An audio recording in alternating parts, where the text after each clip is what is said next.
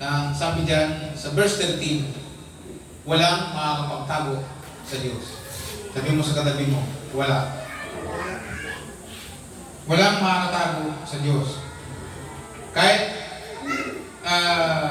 sikapin pa ng taong tumago, hindi makakatago.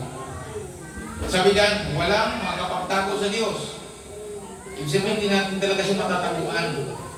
Kahit pa maggawa tayo ng underground sa lupa, kita niya rin yun.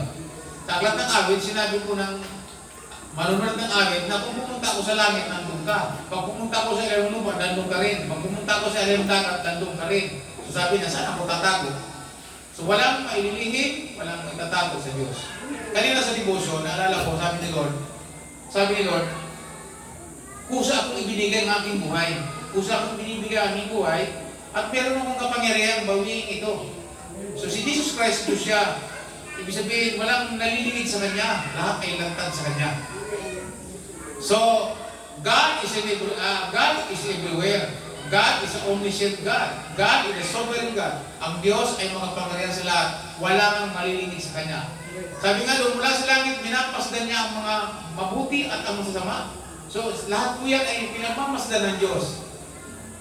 Then, nung magkatawa ang Panginoon, pinakita niya ang kahalagahan ng salita ng Diyos. Ito sa verse 13, sinabi po niyang, nasabi niya, ang tao ay parang bukas na aklat sa Diyos.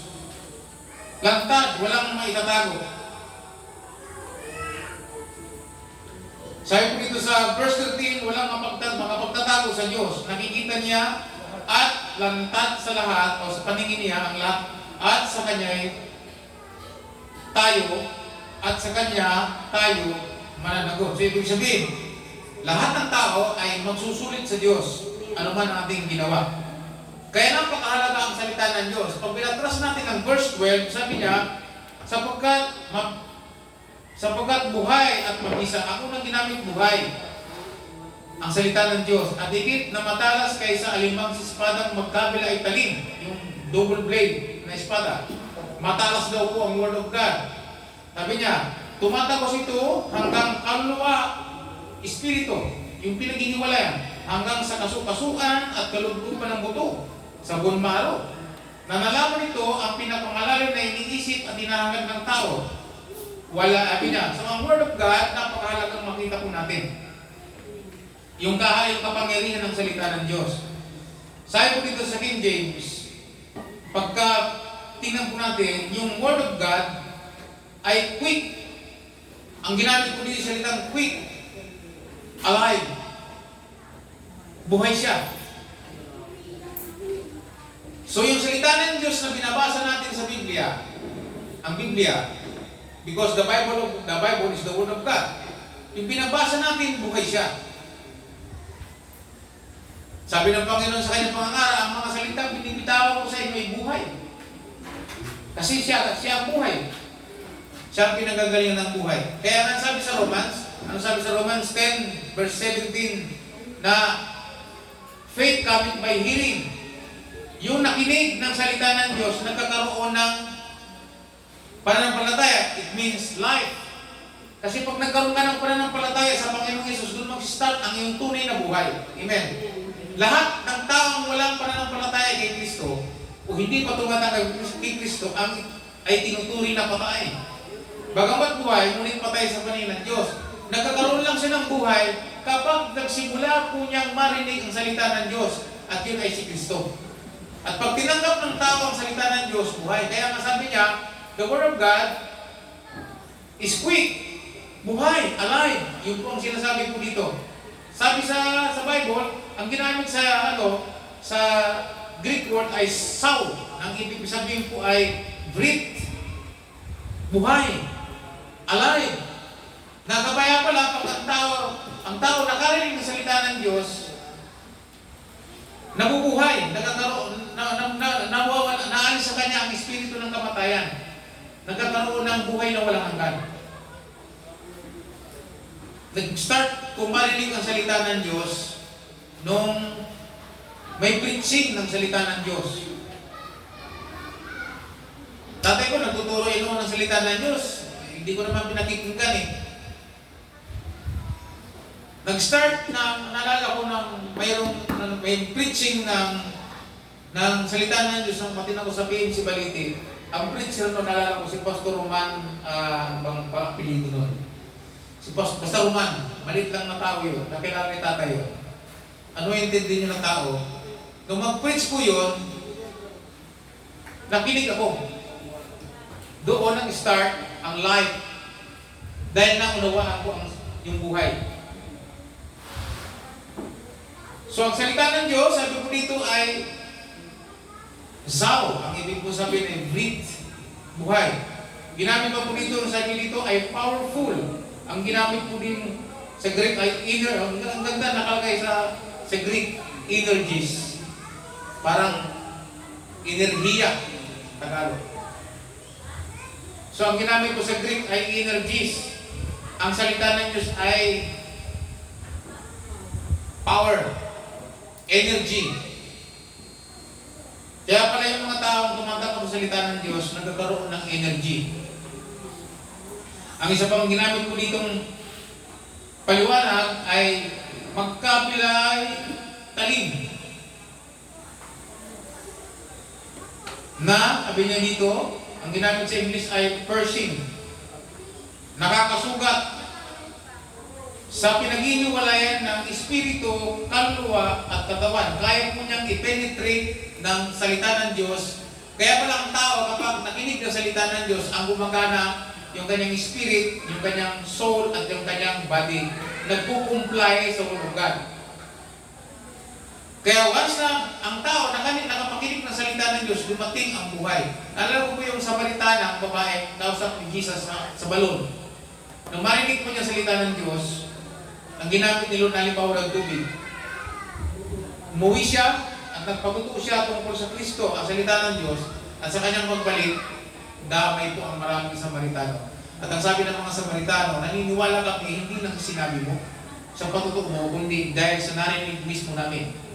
Sabi niya, faith coming by hearing. Wala pa kalala. Dahil bakit? Na-penetrate po yung kanilang espiritu, kaluluwa at katawan. So yung kapangyarihan ng salita ng Diyos, kaya sabi niya, sabi ng Bible, napakagandang tingnan na dumarating sa aklat ng Roma ang mga nagdadala ng salita ng Diyos. Bakit napakagandang tingnan na dumarating ang nagdadala ng salita ng Diyos? Sapagkat once na nagsalita siya at nagarinig yung mga tao, naglalagay ng buhay. Kaya po yung mga pastor, yung mga kapatid, ang simple na katulad natin, kapag nagsimula tayo mag-speak, magsimula tayo mag-share ng salita ng Diyos sa tao, nagdadala tayo ng buhay. Amen. Yun ako ituturo sa inyo. Tayo po dito ay napipenetrate ng Word of God ang pati mga kasukasuan, pati nga bone marrow eh. Alin pong bone marrow? Alam po ba yung bone marrow? Ay sinabi bone marrow, yung utak na nasa buto. Pati yan napipenetrate ng salita ng Diyos. Ibig sabihin, kahit sakit sa buto, kahit cancer sa buto, pag salita ng siyang umiral, gumagaling. Amen. So, ganun ang kapangyarihan ng salita ng Diyos. Basta sinabi ng salita ng Diyos, iyon ay mangyayari. Dahil salita ng Diyos yun. So, kaya kanina may encourage sa akin ng Panginoon sa aking panalangin na huwag mong isipin ng mga suliranin, mga problemang na nakikita mo, kundi tindigan mo at tayuan mo ang pagiging anak ng Diyos at sabihin mo, I am the child of God at ang lahat ng problema ngayon, inutusan kong mawala, mabura, ma-destroy in Jesus' name.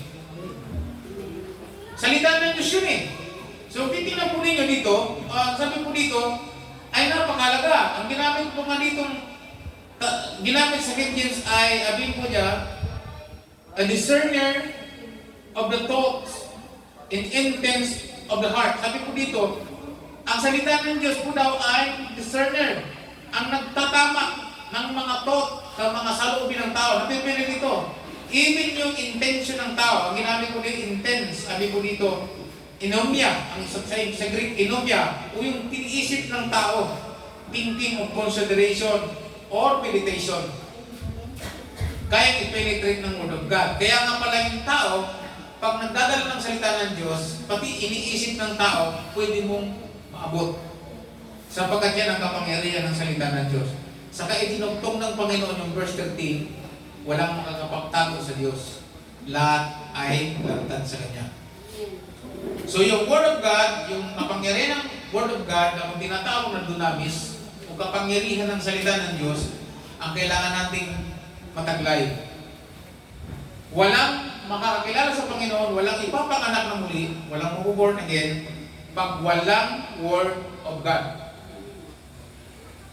Preaching without Word, o preaching na hindi sentro ang salita ng Diyos, is nothing, nonsense. Kaya minsan, nakakatakot sa mga pastor na matanda na matagal sa ministry. Pag ako nakikinig sa mga matatanda na mga pastor at marami ng pinagdaanan, napansin ko, meron akong napapansin, kahit kami mga bagong pastor, meron kami napapansin. Ang napapansin namin, pag sila nag-preach, puro karanasan. Wala na yung salita ng Diyos at minsan yung nakakaligaw po yun.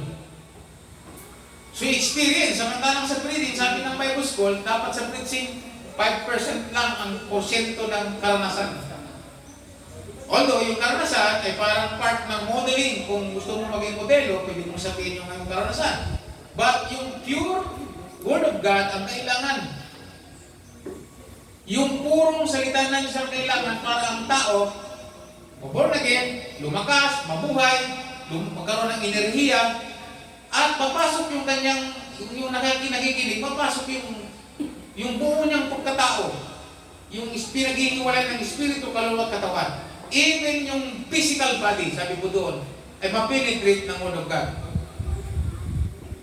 So yung Word of God, napakahalaga po ito na hindi dapat mahiwalay sa atin. Doon, binabasa natin, nagdidibosun tayo, pero yung thinking kung ano ang salita ng Diyos, sabi po dito, ang salita ng Diyos ay makapangyarihan at ang ginamit po ditong halimbawa ay matalas ito. Kaya nga ang tao, pag nakinig ng salita ng Diyos, depende doon sa nagdala ng salita ng Diyos. Pag yung nagdala ng salita ng Diyos ay hindi doktor,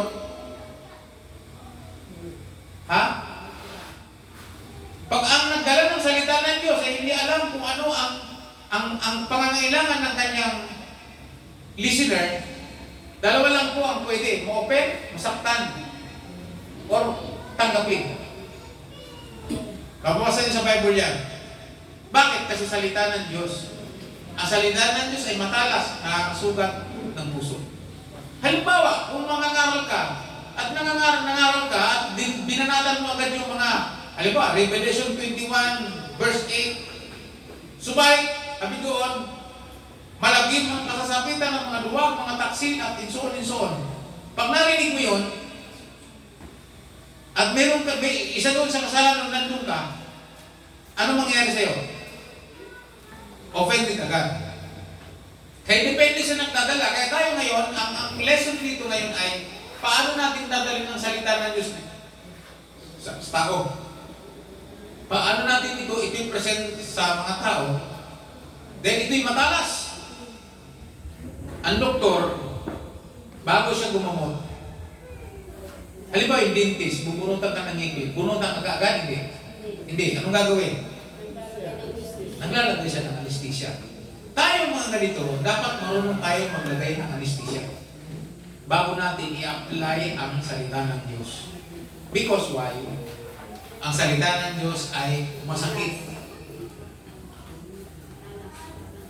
Uupirahin mo eh. Nakakita na ba kayong doktora na nag-uupira na basta na lang iniwa?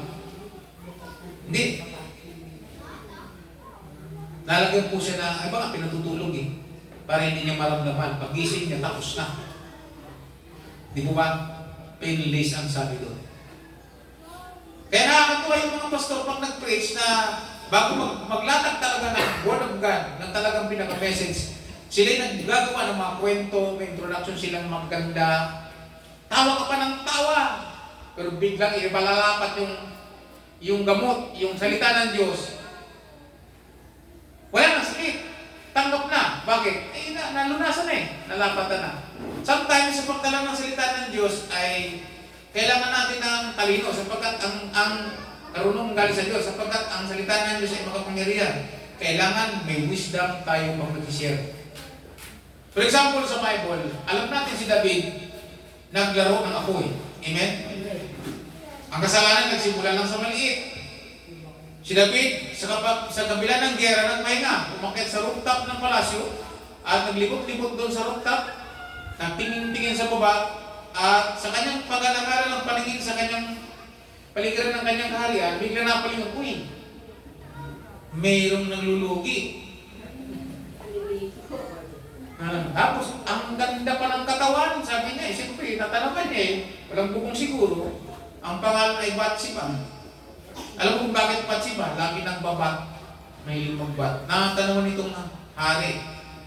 Pinatawag, ginalaw, nagkasalat.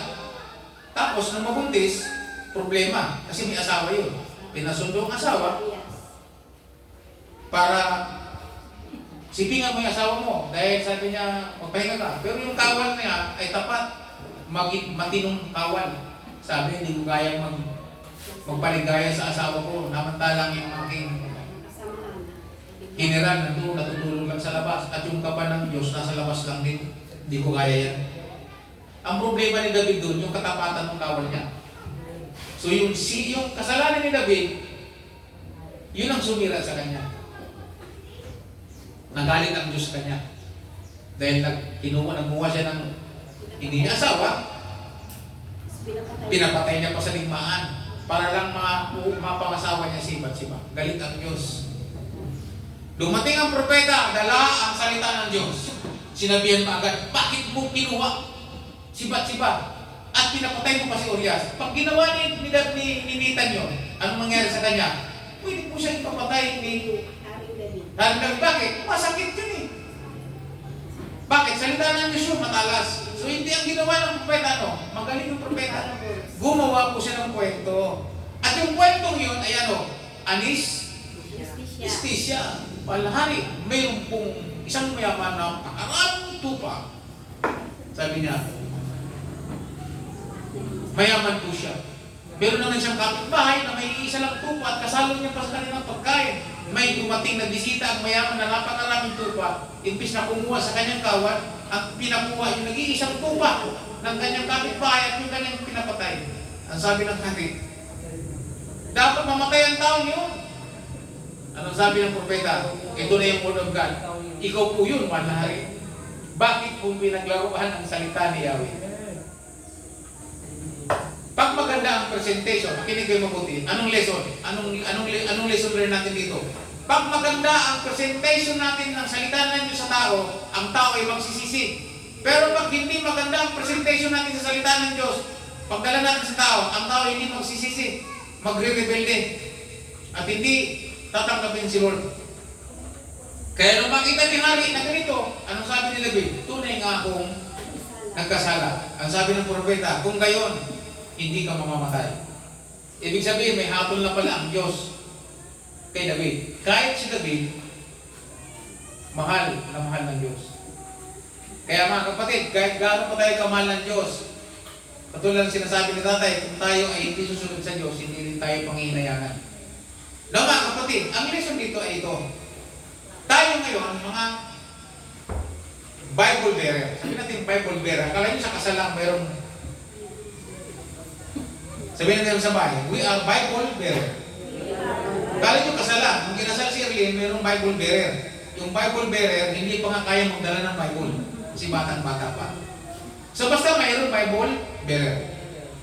Alam mo bang ikaw ay Bible bearer? Ang problema lang, paano mo maging Bible bearer? Wala kang ang Biblia. Taas ang Bible. Yeah. So mayroon kang Bible. Pag ikaw ay sa Bible kasi, pag ikaw ay mandirigma at isa kang magiting na mandirigma, mayroon kang alalay. Ang tawag doon,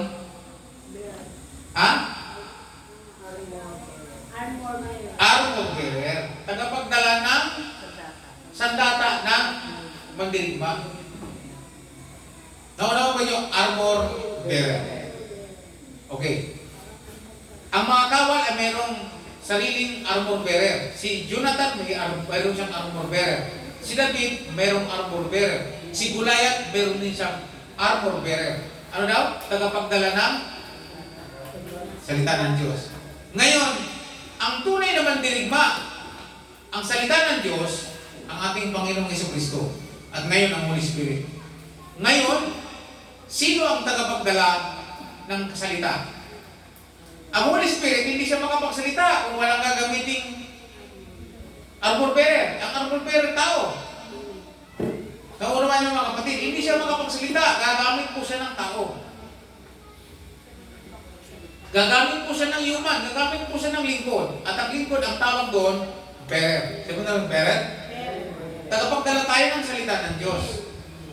So yung mga tagapagdala ng salita ng Diyos, kailangan magaling magdala ng salita ng Diyos. Kaya minsan yung mga preaching, naalala ko tuloy si Miles Monroe nung dala ng mensahe sa ministry ni Dr. Maurice Lolo. At nung siya nag-preach, tuwang-tuwa, kahit sininong talagang grabe ang saya niya. Ang galing niya, sabi niya. Ang galing niya magdala ng mensahe, ang galing niya. Magaling siyang, ano siya, sabi niya, storyteller siya. Galing niyang gumawa ng, si Jesus magaling na storyteller.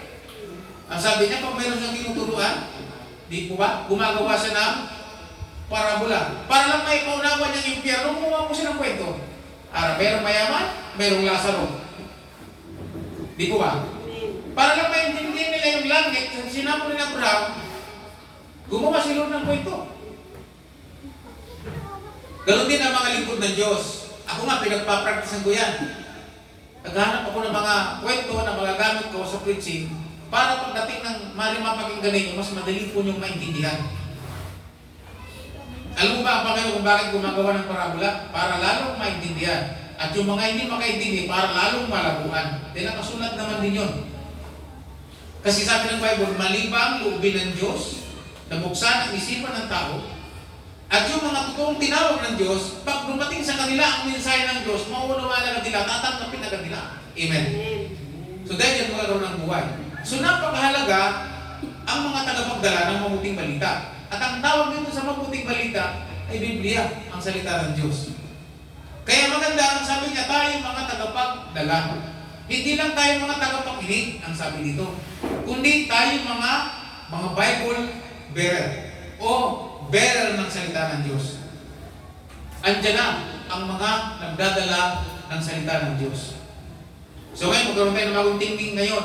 Ang Word of God ay makapangyarihan. The Bible is a powerful na aklat. Ito ang magbabago sa buhay ng tao. Alala ko, nung mayroong isang senador sa US, si Senator Carter, nakakilala sa Panginoon yun dahil mayroon pong isang pastor na nagregalo sa kanya ng Bible. Wala po siyang kahit nasiran yung senador, dapat wala naman kasi siyang personal na relationship dun sa senador. Kaya ang ginawa po siya, bumili po siya ng Bible, at pagkatapos gumawa po siya ng delegation card dito sa preface ng Bible at sinulat po niya, mahal kong senador, Carter. Ang sabi po niya, ang aklat na ito,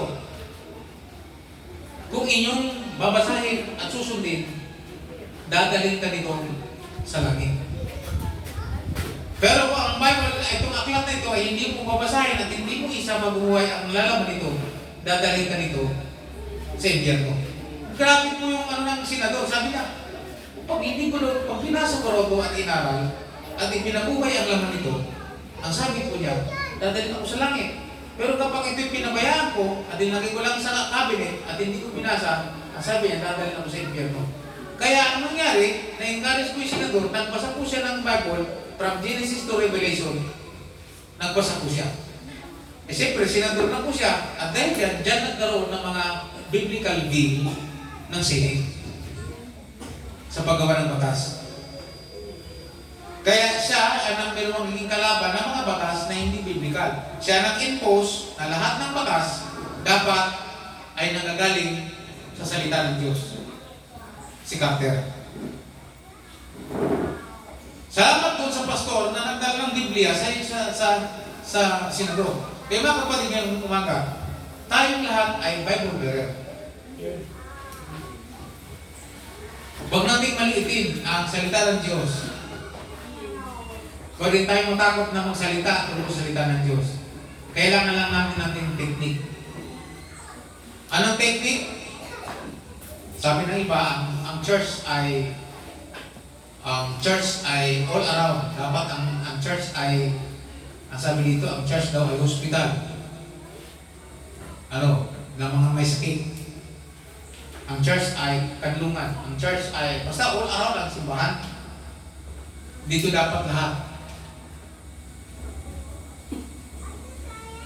So kaya yung umaga, ang gusto nating pag-usapan ay kung gusto po natin mag-share, meron pong sekreto kung paano tinatanggap. Nung ako ay magsimulang mangaral sa Bicol, hindi po ako agad nangaral.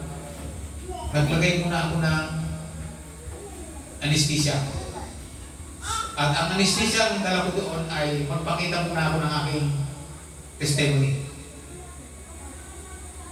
Siyempre, nilalagay na ako ang dating buhay.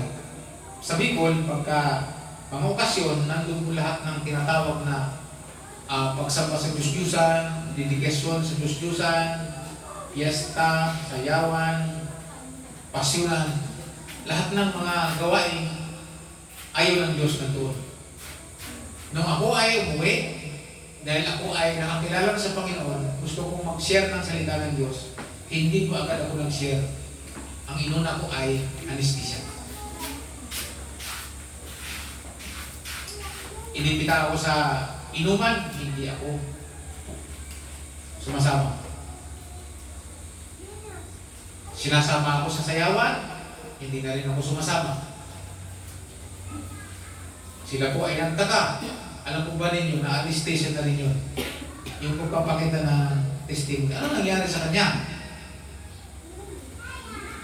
Sa lahat ng bagay, mahalaga po ang introduction bago tayo nagdadala ng mensahe. Ang mensahe ay nakabase sa introduction.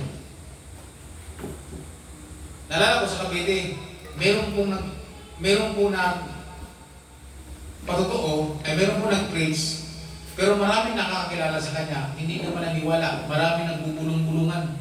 Sabi niya, kilala ko yan, hindi totoo yung sinasabi niya. Sipsipin. Salita na Diyos yung pinipraise, pero hindi pinaniniwalaan. Alam mo bakit? Kasi may problema doon sa nagdadala. Kaya mga kapatid tayo ngayon, ang pinaka-number one anesthesia sa iba, yung ating personal na testimony, plus yung ating mga sinasabi na ayon sa salita ng Diyos. Kaya ngayong umaga, yung po ang ating dalhin. Ang salita ng Diyos ay makapangyarihan. Huwag nating katakutan itong i-share. Huwag tayong mahihiya. Pag nag-share tayo, okay naman ang ating relasyon sa Panginoon. Pag nag-share tayo, hindi mo na problema kung paano yun. Asa mahalaga, nag-share ka. Naalala ko, kahapon, pag magagabi-gabi na, meron namang nagtuturo sa palengke. Ang problema lang doon, merong supot.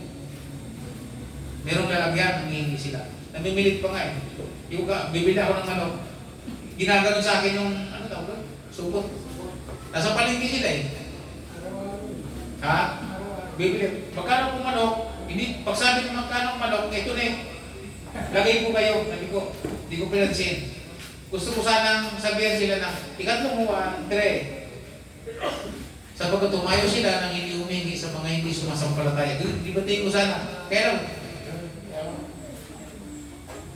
nagsasalita sila. Hindi sila natatakot, mali pa yung kanilang ginagawa. Dapat tayo mga tama, hindi tayo dapat matatakot. Kung alin pa yung mali, siya pala yung malakas ang loob. Yung mga tama, mahina ang loob. Dapat tayo hindi tayo natatakot. Tingnan nyo, si David, nung pinalaban po niya si Goliath,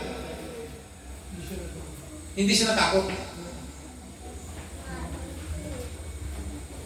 Salita na yung sundala niya eh. Habang sumasalubong po siya, nung binitawan niya yung bato, hindi niya na problema yun. Ano, sa Diyos, ang Diyos nang bahala doon. Amen? Gawin naman tayo. Pag ang salita ng Diyos, pre-needs natin, nagsasalita tayo, hindi lang natin problemahin kung tatanggap ng tao o hindi. Bahala na si Lord doon. Kapangyarihan yun ang salita ng Diyos. Yung bibitawan natin, isishare natin salita ng Diyos, si Lord nang bahala doon. Kasi may power yun eh. Matalas yun eh. Kaya nga minsan, kaya na matalas, dapat pinag-aaral natin na paano ko sisira ng tao ito?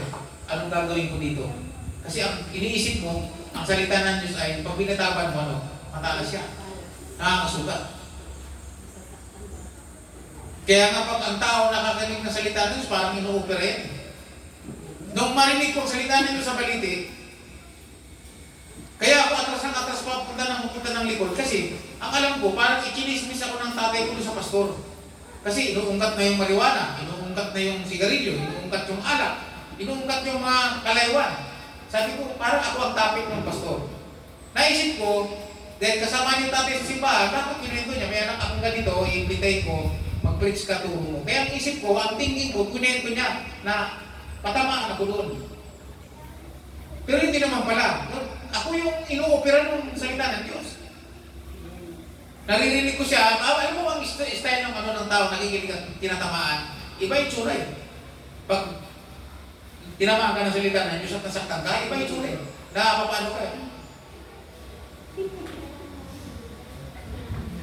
ka eh. Masakit. Bakit? Salita ng Diyos yun eh. Kaya kinakailangan talaga may tamang presentasyon na kahit mahiwa man siya ng salita ng Diyos, pero nakangiti siya, tanggap niya. Di po ba?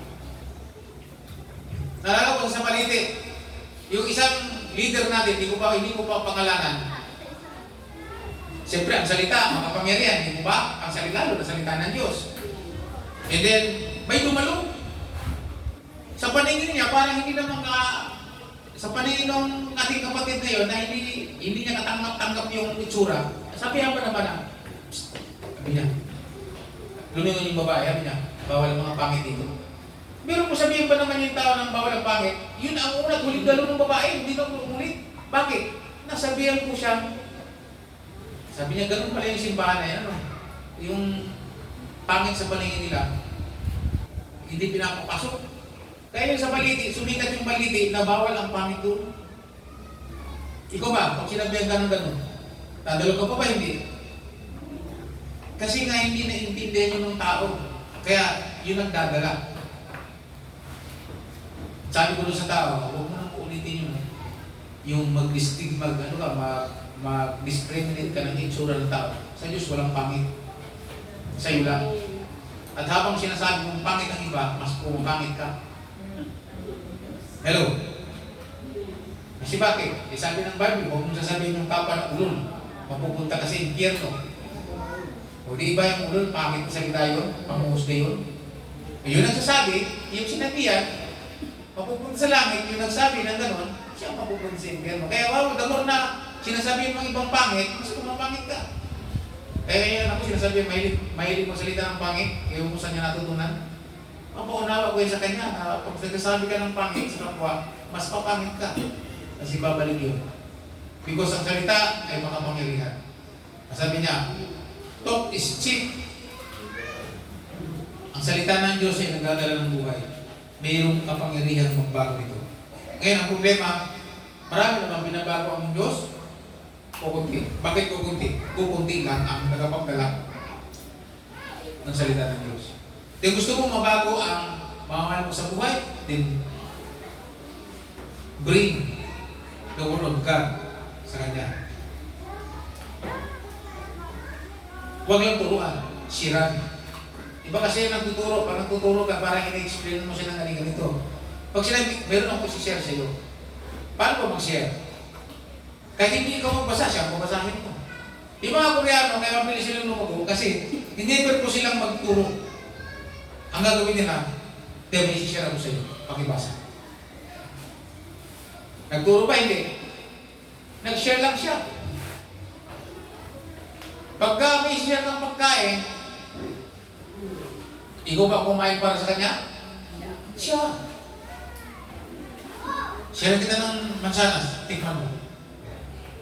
Di ko ba? Sana makita niyo yung ibang sharing, iba po yung teaching. Kasi yung teaching, tinuturan mo siya ng mga something, mga dos and don't. So yung Word of God na pag-alaga, unuwan po natin, is powerful, matalas, higit pa sa magkabili talim ng espada. Seryosuhin po natin ito. Then kung alam natin matalas ito, huwag natin bastang isi-share ito. Then, uriin natin. Uriin natin yung tao na natin sisiran o babagyan ng salita ng Diyos. Dapat pag-aralan natin mabuti. Doon ka mag-aaral. Paano kayo sisiran itong tao ko? Ano kaya dapat mong gawin dito? Amen po ba? Nandiyan po ba kayo? Kung meron tayong sasakupin, pag-aaralan natin mabuti. Halimbawa, sa aklat ng mga hari. Sabi nung, alam ko ba niya yung Jerusalem? Hindi naman talaga yan lehitimong pag-aari ng mga Israelita, yung Jerusalem. Yan ay lungsod ng mga Jebuseo. Mga Jebuseo ang nakatira dyan.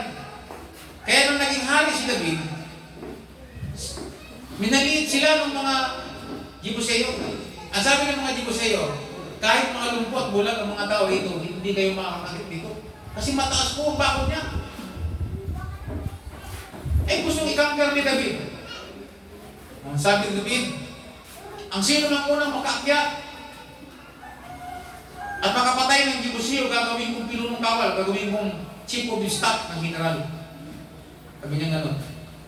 Yung kanyang pinsan, yung kanyang pamangkin na si Huwag, pinag-aralan niyang mabuti. Inisip niya, paano ko kaya makaakyat dito? Pinag-aralan niyang mabuti. Doon mag-aaral bago pumasok. Sulatin na, dito ako dadaan sa daluyan ng tubig. Si Huwag magaling naman din umakyat sa daluyan ng tubig. At pagdating pa lang nakapatay agad po siya ng mga Jebuseo. At napasok na yung Jerusalem. Nakangker. So anong layer dito? Kung tayo mag-share ng salita ng Diyos, pag-aralan muna natin. Kasi ang dala natin ay parang bomba. Basta, iba to. Isa powerful book na dapat minamanis natin ng tama ang pag-share, ang pagbabahagi. Hindi basta lang atake. Ang mga mandirigma, kung tayo mga taga-PMC Biskap ay mandirigma, hindi tayo basta umatake. Tumitingin tayo sa kuman at pinag-aaralan natin ang sinong kuman at pinag-aaral natin ang ating hahamukin. Parang si David, sabi niya, yung unang makakapasok, o unang makakapatay, ang ibig sabihin ni David, aralin niyo kung paano makapasok, patayin yung mga lumpot, mga bulag ko. Yung mga nagsabing kahit lumpo. Hindi ngayon, ano nangyari?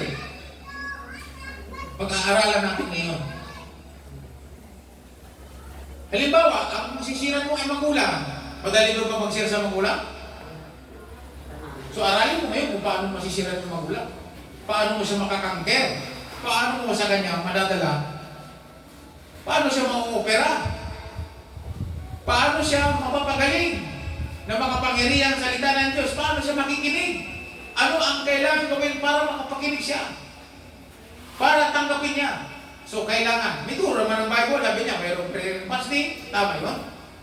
Pero yung technique, tama yun, prayer and fasting, and then yung literal na paano mo siya ngayon mababagyan. Siyempre, kasama po yung testimony. Paano yung makakangker? Yung Koreanong pastor ng mga pakalaking simbahan sa Korea, yung kuya niya na inuuntog siya sa pader dahil pastor siya, pinanalangin niya ng 27 years. Pinagpasing niya sa Lord at pinag-pray ng 27 years. Yun ang isa sa kanyang technique. At nung dumating ang time na eksakto na ready na siya, nagsinira niya. Bakit tinanggap ng kuya niya ang Panginoon? Kasi nakita sa kanya, kahit inuuntog siya sa pader, bobo daw siya, kahit nagpastor siya. Sa Koreano pag nagpastor ka, bobo ka. Dahil wala ka namang kita dyan, paglilingkod dyan . So, what happened? Nung makakilala at nakita niyang umunlad yung kanyang anak, tinanggap ng kuya niyang pastor ang Panginoon. Tinanggap ng kuya niya si Lord. Dahil nakita sa kanya ang testimony. Yung kanyang fasting, yung kanyang prayer, yung kanyang testimony, ano yun? Wisdom yung preparation para ang kanyang kuya ay kumilala sa Panginoon. Kasi ang target niya, kuya. Mahirap talaga mag-share sa pamilya. Pero kailangan natin ng wisdom paano natin sisiran sila. So hingin natin sa Espiritu ng Diyos, sa Holy Spirit na, Panginoon, bigyan niyo po ko ng wisdom, bigyan niyo po ng kaparaanan, paano ko po sisiran ng aking pamilya. So yun yung tinatawag nating anesthesia. Bago ilapat ang gamot, ang salita ng Diyos. Siyempre, kung ang pamilya natin, ang kamag-anak natin, mga tao ay hindi naman malapit sa atin, tapos bigla mong sisira, maniniwala sa hindi. Hindi. Kasi unang-una, hindi ka naman kilala. So, gumawa ka ng paraan. Baka ang kailangan niya, building muna ng relationship. Di ba? At kapag natulungan, minsan, kailangan natulungan. Pag natulungan mo, di ba? Sabi ng Biblia sa Kawikaan, pag napautang mo, hindi na nakakatangkin. Kasi bakit? Yung utang yun. So, kailangan lang talaga ng tuloy yung mga dito. Sabi niya, din sa kabila, yung dati, nagtitinda yung mga gawa nila ng isda. Pag utang, hindi makabayad. Ating ka doon, ha? Yung utang yun, hindi makatangkin natin sa simbahan. Sometimes, parang gano'n. Kailangan yung sinasabi natin, may technique. Siyempre, pag may utang ka, ayun, gano'n ka ng... So, marami pong paraan. Ang lagi natin iisipin, ang salita ng Diyos ay makapangyarihan. Huwag natin itong isipin lang na bahala na sila dyan. Hindi. Kailangan din isipin natin, maghingi sa Lord ng kaparaanan para natin babahagian ng mga tao. Kahit may mga magagaling na mga pastor o mga evangelist, sila po ay humingi sa Lord ng sign. Paano sisira? Humingi po sila ng karunungan. Paano nila dadalhin ang salita ng Diyos sa mga tao na kailangan. Alam ko, lahat tayo may pangangailangan.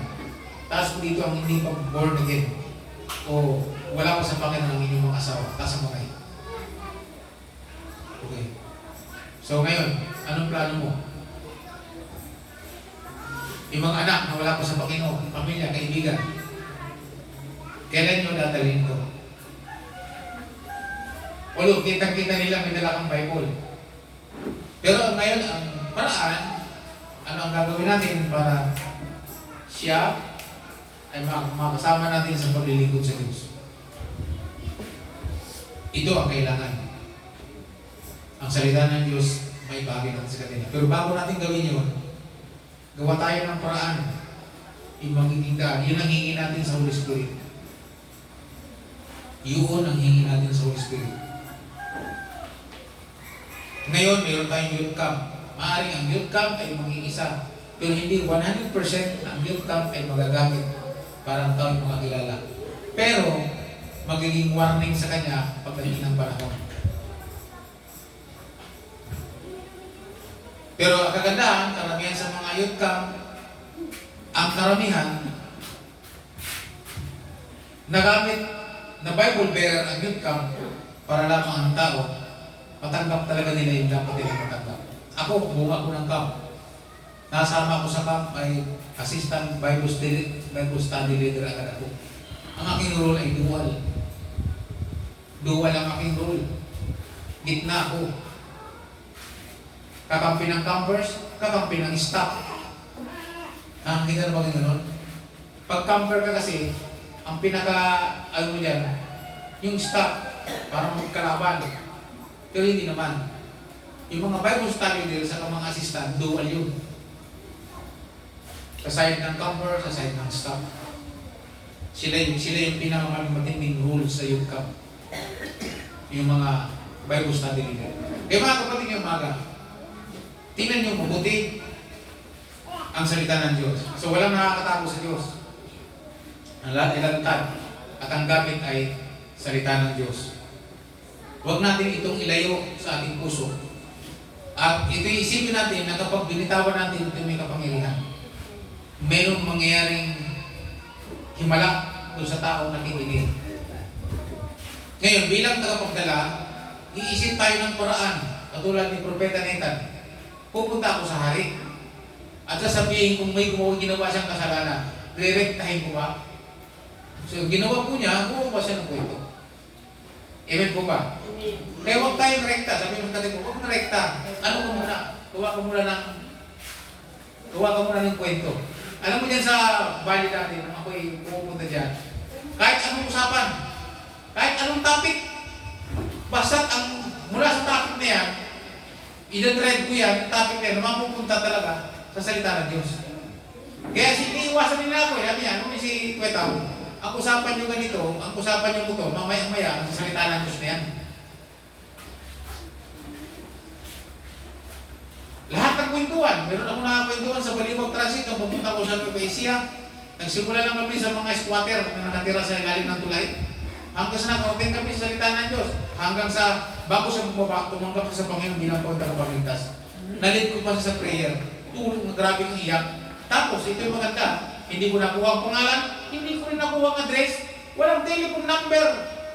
Hanggang sa bumaba na lang, dahil umiiyak siya, nagtaka yung mga katabi namin bakit siya umiiyak.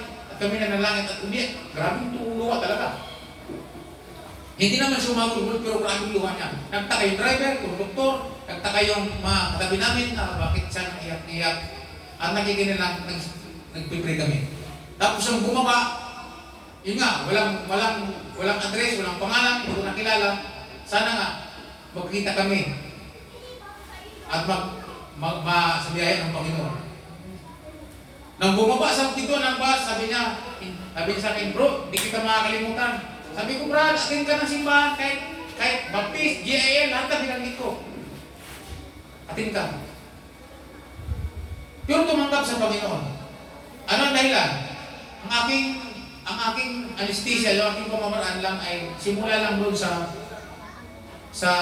galit siya eh. Galit siya doon sa mga nangaagaw ng lote, galit siya eh. Doon kami nag-start hanggang sa makilala ang Panginoon. Sana nga po tayo ay madiskarte pagdating sa pag-share. Ngayon, kung titingnan pang isang tao, hahakulin mo sa tingin. Halimbawa si Ruben, titingnan ko. Disciple na siya. Ang isipin ko sa kanya, paano kaya ito mas i-disciple na mas mabuti? Siya ang isipin ko. Hindi ko agad sasabihin sa anong buhay, kailangan mo ng mentoring, kailangan mo ng ganito. Hindi ko sasabihin sa kanya. Gagawa ako ng isang kwento na magdadala sa kanya na talagang kailangan niya ng mentoring. Right? O kailangan niya ng mas mataas na kailangan niya ng seminar. Kasama ko sa seminar, ayaw niya. Isipin ko, paano kaya ito kumbinsin na sumama ng seminar? So gagawa ako ng Gagawa ako ng pangailangan niya na makumbinsin ko dyan kung kami ng seminar. Halimbawa, buhay na patotoo. Sino nakakilala kay Adino? Kilala niyo si Adino? Si Sir Adino? Kilala niyo? Wala na siya ngayon, hindi na siya naglilingkod. Noong time na ayaw na po yung mag-aral, ayaw na mag-aral. Kasi ang laki ng kita doon sa ilog. Pagka kumalkal doon siya, nagpaypay, ang daming lagay ng intimate niya, puno-puno halos ng ginto. Kumikita naman daw siya. Sabi ko, Panginoon, paano kayo hihimuin ito ng taong ito? Willing naman sinuhuli magpa-aral. Ayaw na mag-aral eh. So, pero sa ngayon nausap, gumawa po ako ng isang kwento. At ang sabi ko sa kanya, kung bakit mahalaga siya mag-aral. Alam mo, sabi ko sa kanya, ako matagal na nagilito, minahal pa. Pero alam mo, sabi ko, yung trabaho niya, nandyan lang yan. Sa kami pa nung kako mauubos yan. Sabi ko sa kanya. So kako, kung mag-aaral ka, sabi ko sa kanya, iba ka. Kasi kung nag-aaral ka, tapos ka ng pag-aaral, wala kang trabaho, eh, pwede ka umakit sa mundo, pwede ka sa mundo. Pero kapag wala kang pinag-aralan, hindi ka pwede sa iba. Kaya mas magaling ang mag-aaral lang. Alam mo na kung minsan, nag-aaral. At ito ang gandang pagtuo. Ha? Kinigay mo buti. Kaya siya kung minsan siya mag-aaral, 12 take ng exam, ng board exam siya. So, ibig sabihin, 12 board exam ang kanyang tinake bago sa pumasa.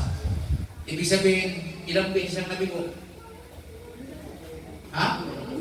11 lang. Pang 12, pumasa na siya. Ngayon, teacher na siya.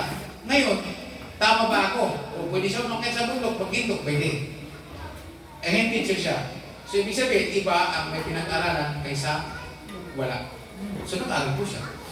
So, ano ginawa ko? Gumawa ako ng paraan ng pagkukumbinsi. Ganun din naman sa atin ngayon. Kung gusto po natin ang tao mabahagi ng salita ng Diyos, gumawa tayo ng paraan ng pagkukumbinsi. Alam po ba niyo, dyan magaling yung ibang mga relihiyon. Yung gumawa ng pagkukumbinsi. Ang tawag din ko yun, brainwashing. Bibinwashing ka, dapat ka talaga. Ngayon, paano kayo kukumbinsi na tayo gumawa ng kaparaanan para ang tao makumbinsi natin na maglingkod? Hanggang hindi natin nakikita ang pagkakaiba ng mayroong word of God sa kanang walang word of God. Amen. Eh, bago magtapos, tingnan po ninyo. Yung kapatid ko, nung sinirang ko, hindi madala-dala. Anong sabi niya sa akin? Hindi mo ako dyan madadala, Noy. Talagang matigas na pangangatwira. Hindi ko dyan madadala, Noy. Sa religion mo. Sabi niya, dito na ako sinilang. Dito na rin ako mamamatay. So, ikaw yung magsishare, baka sabihin mo. Imahala ka sa buhay mo. Yung tatay ko, nung dumating yung kanyang anak na Muslim, linabanan siya. Sinabihan siya ng kanyang anak na, hindi mo madadala dyan sa religion ko. O, di ba? Nag-ilit siya. Nagpakting siguro ang taingan ng tatay ko. Kaya nakapagbitaw siya ng salita. Yun ang mabigat. Kung gayon, sabi niya, rinig na rinig ko yun. Hindi rin kita kikilalaning anak. Alam mo? Nagtuloy-tuloy na mag-Muslim dahil sa salitang ito. Pagpunta ng Dubai, Muslim na. Ngayon, hirap na. Kaya minsan, fastingan natin ng matindi bago kalooban na lang ng Panginoon. Pero ang simula niyan ay dito sa pag-aaral natin para natin sisira ang ating mga mahal sa buhay. Tama si Jesus. Ang sabi ni Jesus, kung ipapadama natin ang pag-ibig ng Diyos, walang imposible sa pag-ibig. Sabi ng Korinto, ang tato'y nanatili, ang pag-asa at ang dugo at ang pag-ibig. So ang pag-ibig, kung mahal natin ang tao, isa yun sa paraan para ang tao tanggapin ang dala-dala nating mensahe. Huwag muna tayo magdala ng mensahe. Iparating mo natin sa kanila ang pag-ibig. Dahil ang mensahe ay matalas. Ang salita ng Diyos. Pwede mo sabihin na mamahal ka namin. Nung sinabi ko sa kapatid ko, hindi ko sinagot ng kapatid ko, sige, ayaw mo. Hindi, sabi ko sa kanya. Anong sabi ko sa kanya? Makinig ka. Kasi ang sabi dito sa 1 Timoteo 5:8, ang sino mang, sabi ko, ang sino mang hindi kumakalinga sa kanyang sariling pamilya, kamag-anakan, sabi no, ay tumatilikod sa pananampalataya at mas masawal pa sa walang pananampalataya. Sabi ko ako, nakakilala ko sa Panginoon. Natanggap ko ang mensahe ng Diyos na born again ko. May tungkulin ako sa inyo, ay mahal ko kayo. Kaya sabi ko, at kung hindi ko ito gagawin, mas masawal pa ako sa walang pananampalataya. Kaya dahil sa pananampalataya, sabi ko sa kanila, isishare ko ito sa inyo. Natahimik yung kapatid ko. Tapos bigla akong sinabi, ang sabi ko, bigla ako nagtanong sa kanya, gaano ba ang kasiguran mo kung ngayon mamamatay ka? Sabi ko sa kanya, kung mamamatay ka ngayon, ano ang iyong basihan? Para pumasok ka sa langit. Ano ang iyong pinaghahawakan para talagang pumasok sa langit? At hindi ka mapunta sa impyerno. Alam mo ang sagot ng kapatid ko? Hindi ko nga rin alam mo eh. Yak ako ang pagkakaiba natin. Ako alam ko, ikaw hindi. Bigla siya nag-decide na, ang sabi ng kapatid ko, makinig kayo. Ay, hindi maaari hindi mo inibahagi sa amin. Kaya nung sinabi niyang hindi maaari hindi bahagi, yun ang signal. Kalapat na ako ng mensahe. Yun, ang darala ko ng mensahe. Tinuruan ko na agad po siya ng salita ng Diyos. At yung araw na yun mismo, yun, na nagturo ako ng kaligtasan ng mensahe ng Ebanghelyo sa kapatid ko. Yung araw na yun, tinanggap niya si Lord bilang Panginoon at tagapagligtas. So mga kapatid, makinig mabuti. Anong meron? Ang tao ayaw. Pero kailangan po natin ng anesthesia para mailapat natin ang gamot. Ang salita ng Diyos. Sino po ba sa inyong may sugat kapag lalapatan ng gamot? Halimbawa, ano bang ilalagay? Sino gusto yung malagay ng alcohol? Ayaw. Si Prince, ayaw na ayaw talaga kung may sugat, alcohol. Ang hanapin po niya, no? Betadine. Asanin na po siya sa betadine. Kasi hindi daw ma-happy. Pag sinabi mo pupunta ng doktor, iyak na agad yan kasi alam niya sa doktor, masakit. Nung nakagat ng aso, sinaksakan na halos malumpok. Dalawa sa hita. Sa dalawang hita, tig-isa siya dito, hindi siya makatayo. Takot na takot siya. Iko. May mga tao na takot na sa injection eh. Sino takot sa injection?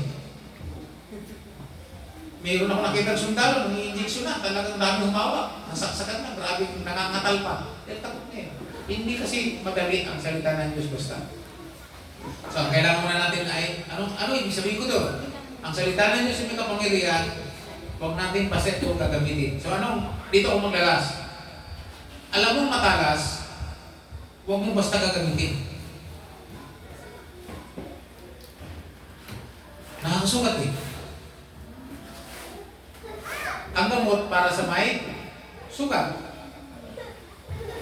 So kapag may sugat, sinugatan mo uli, ano nang pakiramdam nun? Hindi na yun, masakit yun.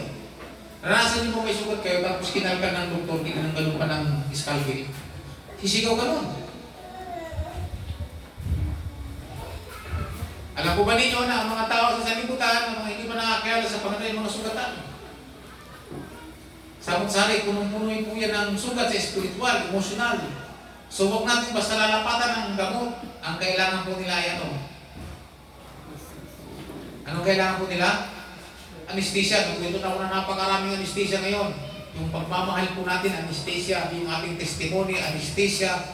Yung ating mga presentasyon na maganda, anesthesia. Yung mga patanggal, pamanhid, anesthesia yun. Para pag naglapat ng salita ng Diyos, suwabe, madali lang. Galing, ang galing ng pagkakaroon doon. Kasi bakit? Tayo mga tagapagdala, kahit si Smith Wigglesworth, ang lingkod ng Diyos na Amerikanong ginamit, hindi ba siya naglalapat ng salita ng Diyos? Talaga siya gumagawa ng pagkukumbinsi. Si Billy Graham, pag nag-preach, hindi basta yung mag-preach.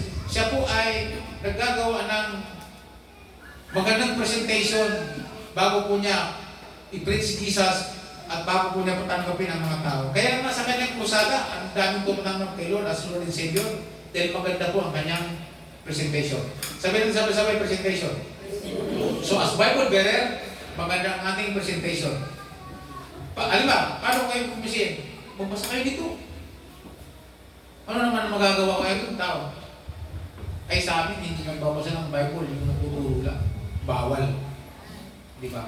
Paano mo isipin pilitin na siya magkaroon ng sariling Bible? Na brainwash na siya na hindi niya kailangan magbasa ng Bible. Kasi mayroon na sa kanila magbabasa ng Bible para sa kanila. Paano ngayon?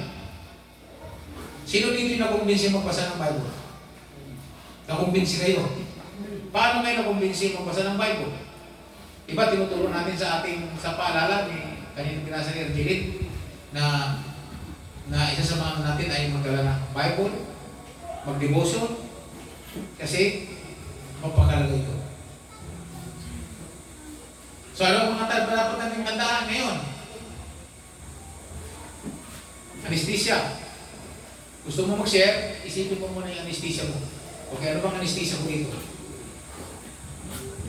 Gagawa ka ng anesthesia. Nag-fellowship yung mga kabataan. Ang tanda ng anesthesia nila. Sabi ng youth nila, yun ay biglaan. Sabi ng mga kabataan, ay meron tayong fellowship. Sabi niya, anong gagawin natin? Dala tayo ng anesthesia. Nung magkaroon ng video si Ingrid, anong masasabi mo? Walang maisip isa. Basta maisip ko. Maraming pagkain, paldo. Paldo. Dami daw pagkain, paldo. Ay, gano'n. Siyempre, fellowship, kaya na niya. O siyempre, pagpusok ng tao, tapos may nag-share pa sa inyo, yung maganda mag-share. Ngayon, busog naman kayo lahat sa pagkain. Ngayon naman, kumain naman tayo ngayon ng salita ng Diyos. Di ba nanahimik yun? Salita ng Diyos naman. Dapat ganun, no? Di ba? Panayin muna natin yung ano. Alam mo ba ang pagkain mo ng anesthesia? Kahit ngayong ano, na pumapayag eh. Makinig mo bago tayo manalangin. May tatlong hari na nagtipon. Ang isa doon hari masama. Ang pangalan ng hari na si Akab. Si Akab, masamang hari sa paningin ng Diyos. Dahil ang kanyang asawa, si Jezebel. Yun ang masama, yun ang masama kay Akab. Mga ngangkang pa ng lupa. Nagpapapatay pa ng mga tao. So masama sa paningin ng Diyos. Ngayon, gusto niyang kunin mula yung Ram, Galad. Gusto niyang bawiin sa Syria, sa Aram. Ngayon, naghanap siya ng kakampi. Pinapunta na ngayon si Jehoshaphat, yung haring matino ng Huda. Tapos yung hari ng Edom. Nagtipon silang tatlo, nagpahanda si Akab ng ano? Nagpahanda siya ng burkon, hamon, lahat na masasarap na pagkain. Nagkainan sila, fiesta, inuman. Pagkatapos, nung tapos ang kumain, ang sabi ni Akab, alam mo mga kapatid kong hari, yung Ram at Galad, atin talaga yan eh, akin talaga yan. Gusto ko lang bawiin. Ano? Masama niyo ba ako sa limaan? Siyempre, nakakain na. Kahit anong tino mo, pag nalagyan ka na, di ba? Napakain ka na, sama. So ba, mga yung Jehoshaphat? Bakit? Magaling si Akab. Magaling ang kanyang convincing power. Parang motolite, ha? Hello? Pwede natin gamitin sa mabuti yun. Person tayo, maganda tayo. Pagkatapos, ganito gawin natin. O yan, makukumbinsin mo siya. Basta maganda yung purpose, mapakita natin. Ito nga yung camp. Sabi ko kay Amisha, bigyan mo ko ng dahilan na dapat ipagpatuloy ang camp nito. Sabi niya naman, pinaliwanag ni Amisha, pinakitaan niya ako. So nakumbinsin ko ako. Kaya sige, sikapin natin ang best camp magkaroon ng sasama. So gumawa tayo ng paraan para ang best camp ay mapasama. At panalangin natin sa Panginoon yung isang lingkong ito ng magandang parang. Amen po ba? So ngayon, kumbinsido na po ba kayo na ang salita na nyo sa mga pangyarihan? Dahil sa mga pangyarihan ito, at nakakasukat ito, kailangan natin kumuha ng paraan na yung ating sisira ay mas tatanggapin nila ito sa kanila. Amen po ba? Naunawaan nyo mga kapatid. Kaya din maunawaan ninyo, pagka mayroong kapatid na hindi na dumadalo, pinag-iisipan ko muna kung paano ko siya dadalawin at kakausapin. Kasi minsan, alam nyo, kanto pa lang ng mukha ng pastor pag nakita, ano mangyari? Ha? Tanungin mo si Kuya G. Wala na yan.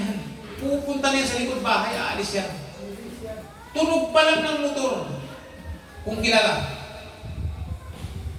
Pagkwento mo si Kuya G, sabi Kuya G, naku, pag narinig yung motor ni Jaime, nandiyan na sila, alis na. Kung walang napapasok. Mga kapatid, kailangan natin ng technique para natin magagawa. Let us pray.